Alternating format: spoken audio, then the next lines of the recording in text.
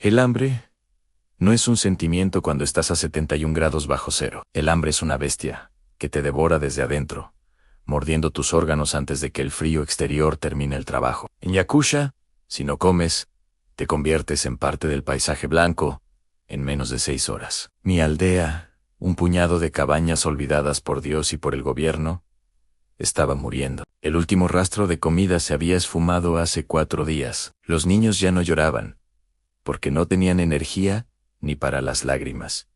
Solo quedaba una opción: la montaña prohibida, el lugar donde habita la oveja de las nieves de 7000 kilos. Una leyenda que muchos consideran un mito, pero que para nosotros era la única forma de no ver a nuestras familias convertirse en estatuas de hielo. Soy Iván, y lo que estás a punto de escuchar es la crónica de una expedición que desafió las leyes de la biología y la física. No salimos a cazar por deporte, salimos porque el cementerio del pueblo ya no tenía espacio para más tumbas cavadas en el permafrost. Prepárate, porque lo que encontramos bajo el hielo de aquel río y en las cimas de la montaña cambiará tu forma de entender lo que significa estar vivo. El aire cortaba como cuchillas. Cada vez que inhalaba, sentía que mis alvéolos se cristalizaban. Éramos 3 hombres: a Mikel, el rastreador más viejo, su hijo, Yuri, y yo. Llevábamos redes reforzadas y arpones de acero que el frío volvía quebradizos. El primer desafío no fue la montaña, sino el río Lena. Necesitábamos grasa, mucha grasa, para sobrevivir al ascenso. Sabíamos que bajo 3 metros de hielo sólido, los peces gigantes de Yakusha dormían en un estado de animación suspendida. Pero despertar a un monstruo en su propio reino tiene un precio. La presión del agua bajo el hielo es capaz de aplastar un pulmón humano si cometes un error. El silencio de la tundra era interrumpido solo por el rugido de nuestros propios corazones. Estábamos solos, a cientos de kilómetros de cualquier hospital o ayuda. En Yakusha, la única regla es: sobrevive o desaparece. Yuri empezó a perforar. El sonido del metal contra el hielo era como un grito en medio de la nada. Tardamos 3 horas en llegar al agua líquida. Cuando finalmente el barreno atravesó la última capa, un chorro de agua negra y gélida saltó hacia el cielo, congelándose instantáneamente en el aire. Pero el agua no venía sola. Había algo ahí abajo, una sombra que bloqueaba la luz de nuestras linternas. Un pez que parecía un submarino de escamas y dientes. Era el esturión blanco, el soberano de las profundidades heladas. La lucha duró una eternidad. Mis manos, a pesar de los guantes de piel de reno, habían perdido la sensibilidad. Yuri gritaba, pero sus palabras se las llevaba el viento de menos 71 grados. Teníamos que sacar a esa bestia de 300 kilos antes de que el agujero se volviera a cerrar por el frío extremo. Cuando finalmente logramos engancharlo, el pez dio un coletazo que casi nos arrastra al abismo negro. En ese momento, sentí la fragilidad de nuestra especie. Somos solo carne y hueso contra un mundo de cristal. Pero la imagen de mi hija, con los labios azules, por la desnutrición en la aldea, me dio una fuerza que no era mía. Si puedes sentir el frío en tus huesos con este relato, es porque ya eres parte de esta expedición. Historias como estas, donde la vida pende de un hilo, son las que narramos aquí. Suscríbete ahora a Crónicas del Hielo y no dejes que el olvido congele estas hazañas. Tu suscripción es el fuego que mantiene vivo este canal. Finalmente, el gigante de escamas emergió. Su cuerpo brillaba como la plata bajo la luz de la luna ártica. Teníamos carne, teníamos grasa, pero eso no era suficiente para toda la aldea. Necesitábamos la oveja de las nieves. El pez era solo el combustible para la verdadera batalla que nos esperaba en las alturas. Cargamos los trineos. Cada gramo de peso se sentía como una tonelada. El ascenso hacia los picos de Yakusha es un viaje hacia la locura. A medida que subes, el oxígeno escasea y el frío se vuelve algo espiritual. Las alucinaciones empiezan a los menos 65 grados. Micael juraba ver a su esposa fallecida caminando entre los abetos congelados. Yo solo veía el blanco. Un blanco que te ciega.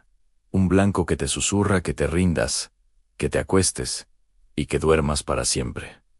A mitad de camino, la tormenta nos alcanzó. No fue una nevada común, fue un muro de cristales voladores que nos cortaba la cara. Tuvimos que construir un refugio de emergencia, cavando en la nieve. Allí, apretados los tres, compartiendo el calor corporal, comimos trozos de pez crudo y congelado. La grasa se sentía como cera en la boca, pero era vida pura. El silencio dentro de la cueva de nieve era ensordecedor. Podíamos escuchar cómo el hielo se expandía en las rocas de la montaña, sonidos como disparos de artillería. En esa oscuridad, Miquel me dijo: Anibán, la montaña no nos odia. La montaña simplemente no sabe que existimos. Tenemos que recordarle que el hombre todavía tiene dientes. A las 6 de la mañana la tormenta se detuvo, dejando un mundo de una claridad aterradora.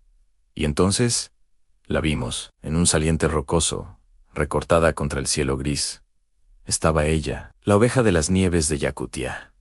Pero no era un animal común. Su tamaño era sobrenatural. Sus cuernos eran espirales de hueso macizo que parecían sostener el cielo. En el título de los mapas, la llaman la oveja de 7,000 kilos. Y aunque la ciencia lo dude, verla de cerca te hacía creer que pesaba eso.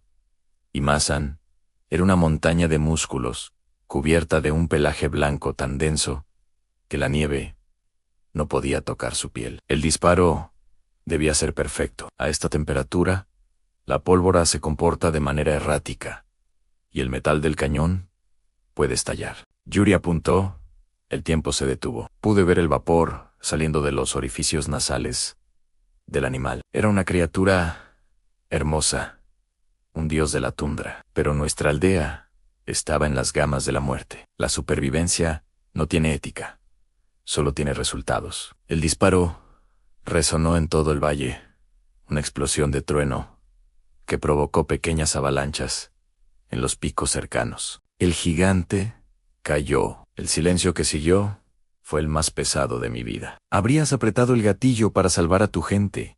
¿O habrías respetado la majestuosidad de la naturaleza? Déjanos tu opinión abajo. Queremos saber qué tipo de sobreviviente eres. Seguimos adelante en esta crónica de Crónicas del Hielo. El trabajo real acababa de empezar. Despedazar un animal de ese tamaño a menos 71 grados es una carrera contra el tiempo. La sangre se congela antes de que pueda tocar el suelo. Si no trabajábamos rápido, la carne se volvería tan dura como el granito y sería imposible de transportar. Usamos sierras y hachas. Cada trozo de carne era una semana de vida para una familia.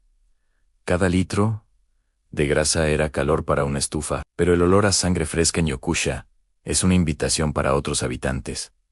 Los depredadores no estábamos solos. A lo lejos, las siluetas de los lobos empezaron a aparecer. Sabían que teníamos un tesoro. Teníamos que bajar la montaña, con los trineos sobrecargados, luchando contra la gravedad, el hielo y los ojos amarillos que nos observaban desde la sombra de los bosques. Yuri se lesionó el tobillo en el descenso. Ahora, no solo cargábamos la comida, cargábamos a uno de los nuestros. El esfuerzo físico era inhumano. Sentía que mi corazón iba a explotar dentro de mi pecho, pero el frío mantenía mi sangre en un estado de ebullición helada. Llegamos a las afueras de la aldea cuando el sol comenzaba a morir de nuevo.